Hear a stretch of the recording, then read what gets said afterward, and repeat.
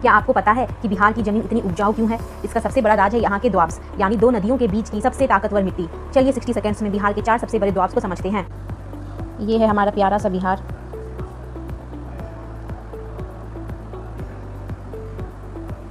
ये है गंगा नदी जो बिहार को 2 भागों में डिवाइड करती है। ये है नॉर्थ गंगा प्लेन, ये है साउथ गंगा प्लेन। ये है आपकी गंडक रिवर, ये है आपकी घाघरा रिवर, और गंडक और घाघरा के बीच की ज़मीन को हम कहते हैं गंडक घाघरा द्वाब। फिर ये है आपकी कोसी रिवर। फिर ये है आपकी महानंदा।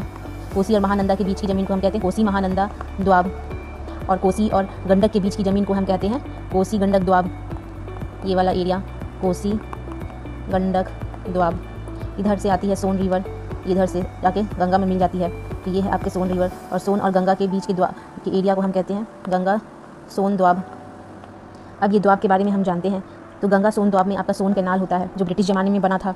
ये हमेशा इस एरिया को इरिगेशन प्रोवाइड करता है, जिस वजह से ये एरिया बहुत फर्टाइल होती है। इसे राइस बॉल ऑफ बिहार भी कहते हैं, जो कि है रोहतास।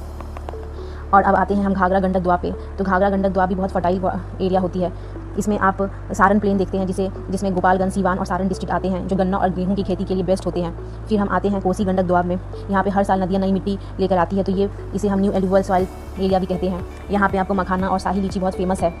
फिर हम आते हैं कोसी महानंदा द्वाब में। ये सीमांचल एरिया भी है, जिसमें पूर्णिया, कटिहार और किशनगंज आते हैं। यहाँ पे जूट और चाय की खेती बहुत ज़्यादा प्रसिद्ध है।